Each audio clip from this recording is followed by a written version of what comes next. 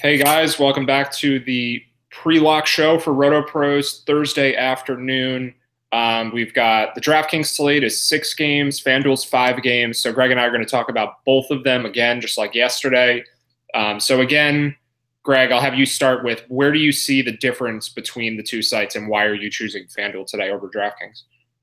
Yeah, so I like FanDuel today. One of the reasons is kind of the same as yesterday. I don't think we're going to have lineups for the late game prior to lock. The other thing, too, is Carlos Carrasco is way cheaper on FanDuel. So I think that he's probably the best value of anybody on the slate across either site. So I think it's really easy to just make lineups on FanDuel, load up on Carlos Carrasco, and then mix around some of the offenses that are in good spots. Yeah, so yesterday I think I agreed with you more that FanDuel was better than DraftKings. I had just already made DraftKings lineups. I probably should have just withdrawn them and switched to do what you were doing. Because we had that Wrigley game and there were just so many offensive choices that FanDuel made it a little bit easier too, not just because we didn't have to worry about this later game, the Giants-Padres game where we didn't have a lineup yet. It was easier to narrow down offense on FanDuel because there was that Cubs-Rockies game, which is just one more spot with extreme wind and good offense. So for today, it really is just one game that's a difference. And I don't have any interest in offense in the game that's the last game of the day anyway, that Dodgers-Diamondbacks game. It's a good pitching matchup, and the roof is closed there.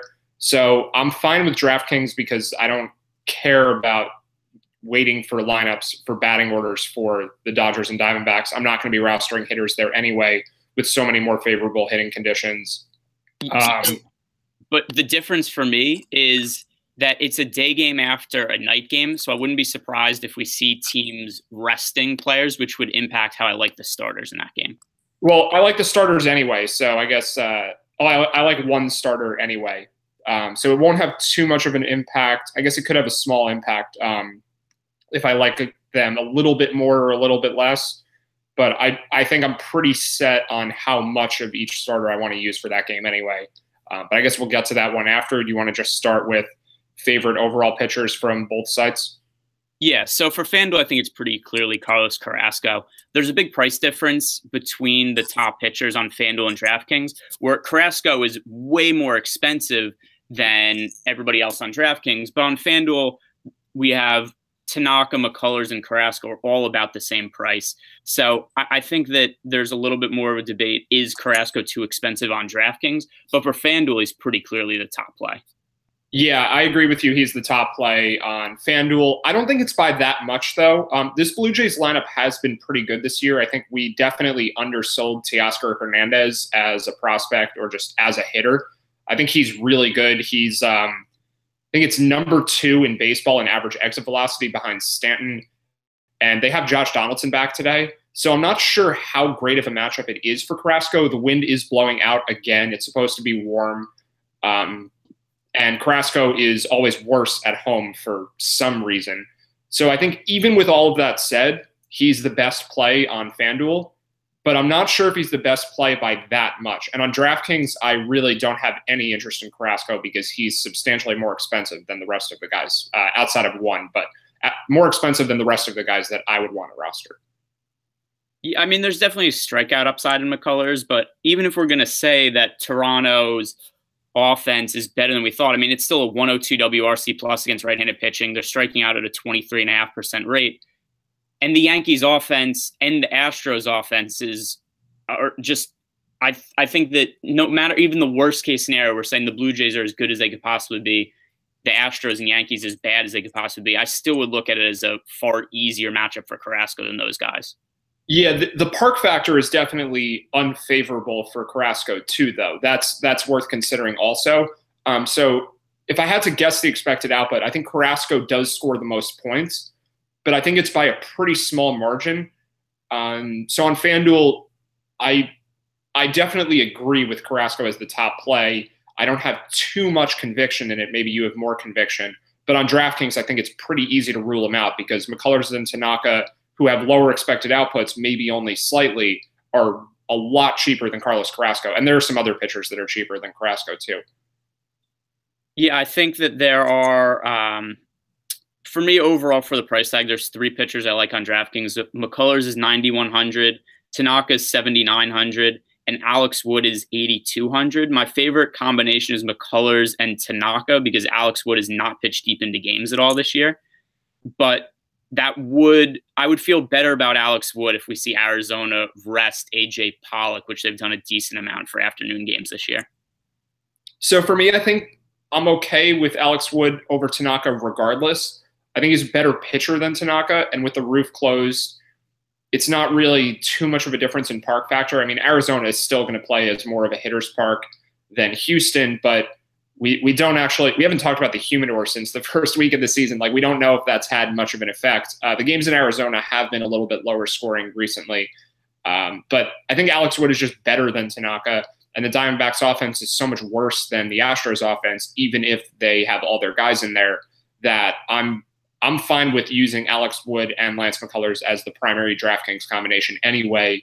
And then I would kind of just mix in Tanaka to diversify a little bit. But I think it's pretty clear that McCullers and Wood is the best combination on DraftKings. So for me, I still prefer Tanaka to Alex Wood, mostly just because Alex Wood has not pitched deep into games this year. So I think it caps his upside a little bit. I think he hasn't gone deeper than 6 innings since opening day. So that's the reason I lean towards Tanaka, and because Tanaka strikes out more hitters, but it's also a tougher matchup for Tanaka. So I would say Wood's probably a little bit safer, but I think Tanaka is more upside. Yeah, that's probably fair, but it does seem clear that McCullers is the best choice, even in a hard matchup. McCullers is a really good strikeout pitcher. He's really good at home, and the Yankees do strike out at least a decent amount. It's a hard matchup, definitely, but home field and a pitcher's park and just how good Lance McCullers is, he is priced down a bit for the matchup, so I think he's fine. Just looking at Alex Wood's game log, because I think it hasn't been as true this year that the Dodgers are pulling their starters early. They just haven't pitched that well. So like last game, Alex Wood went 6 innings, but he gave up 4 runs. I mean, presumably if he gave up less runs, he would have stayed in the game longer. Against the Nationals, he went 6 innings, gave up 3 runs, 2 earned. He went 8 innings on opening day because he had a shutout going. So Alex Wood just hasn't really had too many games where he pitched that well. And I think this San Diego game, his pitch count, 0 runs against the Padres and only pitched 5 1/3 innings. Yeah, I think his pitch count was pretty high in that game. I'm going to double check that. Yeah, I could look that. He threw 77 pitches. Okay, I don't know what happened to Alex Wood that game then. And they just pulled him early. He's thrown over 90 pitches twice this year. He's averaging about 85 pitches per start. Do you think there's a similar concern for Tanaka though, because the Yankees are quicker than most teams to go to their bullpen too? No, because it hasn't been the case as much for Tanaka this year. He's gone at least 5 innings in every start this year. He isn't working super deep into games either, and his average pitch count is also in the high 80s or so. But overall, he's still been going deeper into games than Alex Wood has. Yeah, no, that's fair. So I think I agree with your stance then. Alex Wood probably scores more points on average than Tanaka. He's the safer play, especially because of the matchup, but Tanaka has more upside, so he might be the better GPP play. McCullers is my preferred choice for DraftKings, and then maybe I'd want to mix in Alex Wood and Tanaka similar amounts for some security, some upside. It does seem strange to be using both sides pitching-wise for a Yankees-Astros game when those offenses are this good. Do we even update yet if the roof is open or closed? Because I think the hitting conditions could be a lot different if the roof's open today. The roof is closed today. All right, so boost to pitchers. Yeah, that definitely is supported by the line movement too. The over-under has dropped from 8.5 down to 7.5, despite the public betting on the over. So yeah, that's got to be just a roof effect. Also, for what it's worth, the roof is open in Arizona today, which makes it more of a hitter's park. Are you sure about that? I thought unless yeah, it's when the roof's open, it's more of a hitter's park. No, I mean that the roof is open. Yes, I am aware of that. That when it's open, it's more of a hitter's park. I thought it was closed though. I think last I saw it was open. Important things if roofs are going to be open and closed. So I'll look that up. Let's get into offenses then. There's a couple of offenses that have I think, really high expected outputs. The two with the ones that I expect to score the most runs are the Washington Nationals and the Cleveland Indians. I slightly prefer Cleveland. Also, Cleveland's a little bit cheaper. The Nationals are really expensive. Mostly the Nationals are expensive because of Bryce Harper, 5,700. So what do you think of these two offenses? So I think they're the teams with the highest expected output, but I actually don't like either of them too much because I think there are teams with similar expected outputs that are cheaper. So the opposite side of the Nationals game, we have the Pirates, who are pretty cheap. I guess we'll get to them after, but just on the Nationals and Indians specifically, I think Rajai Davis is a really good plug. Again, he's batting second. The rest of the Indians guys, though, are pretty pricey. I think Brandon Guyer is a good value play again. But I don't really like this lineup too much because all of the core guys are they're 4,200 and above. So maybe you can use Encarnacion again. He is coming off a 3-homer game. But Lindor and Ramirez are a little pricey, so it's just going to be kind of hard to fit them. And then, yeah, with the Nationals, I think it's going to be a little hard to fit them too, with Harper and Turner being so expensive, especially Harper. So I like Adams. I like Zimmerman. I think Howie Kendrick's fine. And from the Indians, Rajai Davis and Brandon Guyer are my favorite plays. But I'm going to just be plugging in these two teams where they fit because I think they are going to be a little bit pricey, even to fit into lineups that have only a moderately expensive pitching combination like McCullers and, let's say, Wood or Tanaka. One more thing that we should bring up, because this is something that people probably ask about. Well, I know that people ask about it because I've already been asked about it. The rain is pretty shitty early on in Cleveland. It's not a huge concern for me. I would say there's a slight chance that the game gets postponed, but they have a doubleheader today, and the rain is supposed to stop like an hour and a half or so into the game. So they're going to be waiting around all day anyway. So if the rain causes a delay that is really lengthy, then I think what probably happens is they just play the first game and just end up not playing a second game. So they're not going to play 0 games today. So there is no second game without a first game. So I think the game is pretty much a lock to play. Maybe a little bit of risk, except it should be fine. Yeah, that seems fair. One other thing, I guess we'll get to it after. But yeah, are you worried about the pricing of these two offenses, the Nationals and Indians? Like, do they fit with Carrasco on FanDuel, so it just makes it fine to use them? Yeah, the Indians aren't that cheap. The Indians aren't that expensive. Actually, Encarnacion is still really cheap on FanDuel. All right, I'm just going to load the FanDuel prices. Let's see. Yeah, Encarnacion's 3,400. Ramirez and Lindor are both a little bit expensive, except Guyer and Rajai Davis are both around min price. So it's really easy to make Indian stacks with Carrasco. Yeah, the Nationals are much more expensive relatively. They don't have a cheap guy that really helps it out like Rajai Davis. And Harper and Turner are more expensive than any Indians players. So the Indians are a lot less reasonable on DraftKings, more reasonable on FanDuel. The Nationals prices are more reasonable on DraftKings and not as doable on FanDuel. Just going to look at some of these other teams' prices for the other ones we might consider.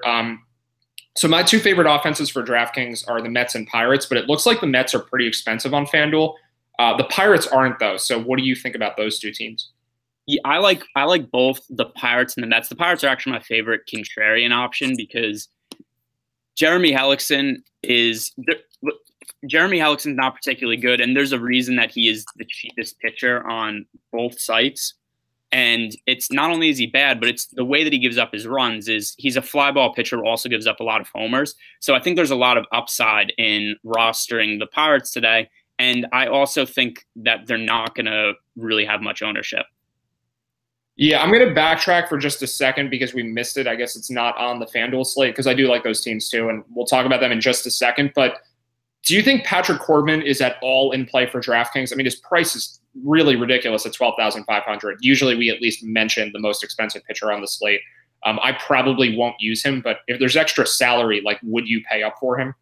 Yeah, if there was extra salary, but it's really hard for me to see him having a good enough game that he way exceeds his salary point. Like, I know he's had some really good games so far this year, and I think he's averaging over 30 DraftKings points per start. But still, like, he's priced in the tier of like a Sale, Kluber, Kershaw type pitcher. And even though I think that Corbin's better this year, I don't think he's quite on that tier of a pitcher.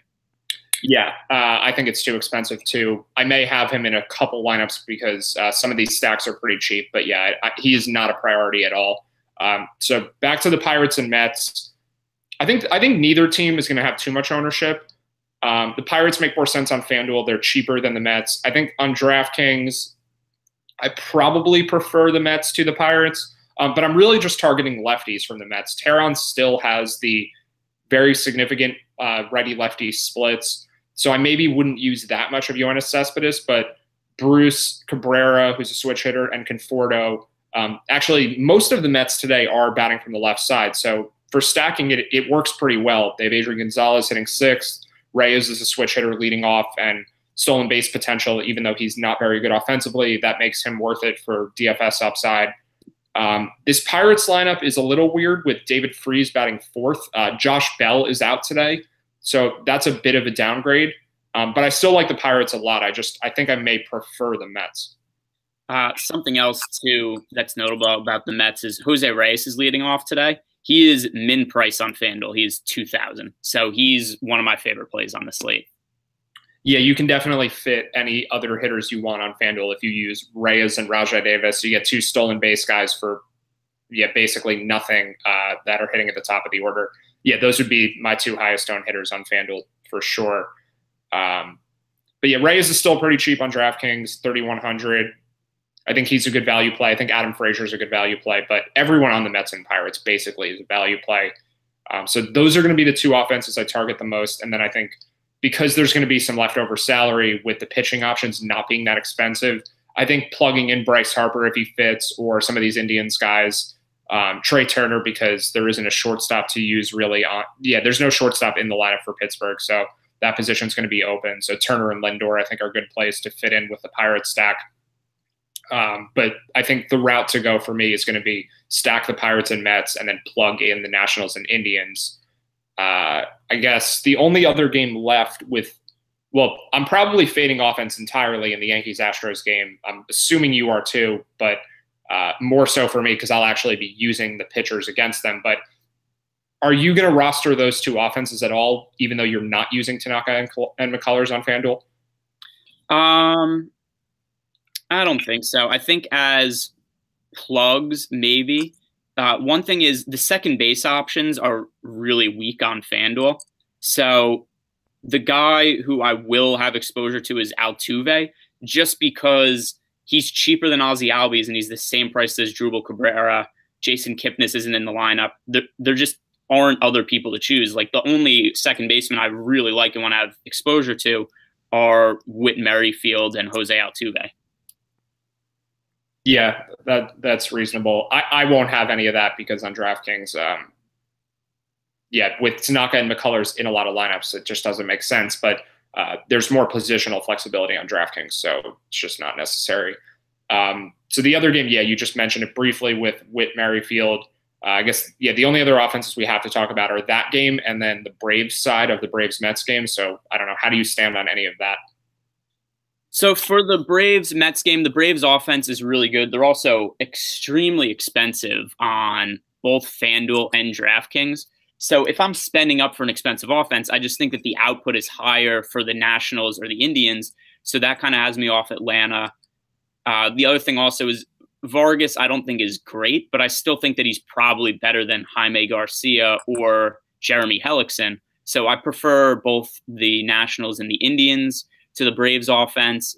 And then I think that for plugs and stacking, I think the Royals and the Tigers are both fine. I also slightly prefer the Mets and the Pirates. So I'll have exposure to the Royals and Tigers, but not as priorities for me. Yeah, I think the Tigers and Royals, we don't know if Miguel Cabrera is playing yet. So that's going to be a big factor. And Cabrera being out just hurts the output of everyone else in the lineup. I'm just going to check again if the lineup's out. There's no lineup yet.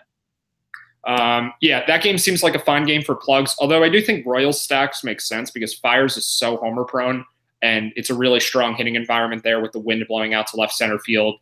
The Royals are pretty cheap, so I would maybe mix them in as a secondary option. For plugs, I definitely like them. Mike Moustakas, Lucas Duda, Salvador Perez, a lot of home run potential there. And Soler and Merrifield are actually fine. I think it is a pretty good stack. Eric Skoglund was better in his last start. I still don't think he's good. But this Tigers offense, if it doesn't have Miguel Cabrera, is just not a good offense. So I would limit it to just Nick Castellanos as a plug and really nothing else. All right. Any other thoughts, or could we wrap this up? Let's get confirmation on this Arizona roof, because I was just on RotoGrinders and Kevin Roth says the roof was announced as closed. So maybe he's just bad at his job. Okay, so it could be closed then. I looked on Twitter and didn't see anything. I kind of assumed it was going to be open just because it's really nice there today. Yeah, maybe it's too nice. Or they just want it to be a pitcher's duel. I don't know. Maybe Patrick Corbin asked for it to be closed. Yeah, I don't see anything on Twitter either, but he says it's closed. Yeah, so I do not know. Usually like Fantasy Labs tweets it out, but nothing yet. But yeah, that bumps up Alex Wood a little for me, and it makes me a little more comfortable rostering Patrick Corbin. I mean, the Dodgers still don't have Corey Seager, but that doesn't matter too much against the lefty. It matters, but not as much as it would against a righty. And we don't have a Dodgers lineup yet, but I think we can assume what the Dodgers lineup will be. It's going to be very righty heavy. Maybe Bellinger sits. But I think Corbin will make some of my lineups with the roof being closed and the Dodgers just being very strikeout prone. I mean, last time Corbin pitched against them, he what was it, like 10 or 12 strikeouts? So yeah, Corbin I think is okay, but he would be my fourth favorite pitcher behind the other three that we mentioned. Here's what I'm thinking. The Minute Maid Park, the Yankees game, the Astros announced that the roof was closed. I think that he might have gotten those stadiums mixed up. That is possible. I don't know. It would be nice to know where these official reports are. I just got I don't know where to. All right. Well, we're not going to figure it out right now. So that finishes the show. You can follow me on Twitter at GArenbergDFS. Matt's Twitter handle is at Preaching Sense. You can go to rotopros.com to sign up for a subscription. And are you doing a show for the late slate tonight or not, Matt? So it looks like I don't think so. It looks like a pretty awful slate. It's only 4 games, and one of them might be rained out. So I don't think so, but I'll update everyone if we're going to do one. As for the roof thing, if you're on Slack or whatever, I guess I'll tweet it also for anyone who's not on Slack. But we'll update you soon once we find out what's going on with these stadiums. So thanks for watching, and maybe back later today, but probably just back tomorrow.